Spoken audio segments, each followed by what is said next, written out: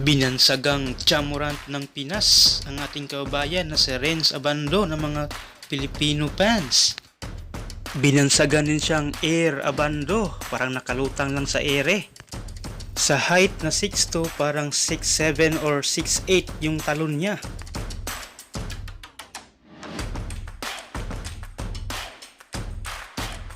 Tingnan nyo naman yung mga highlights na dunk niya.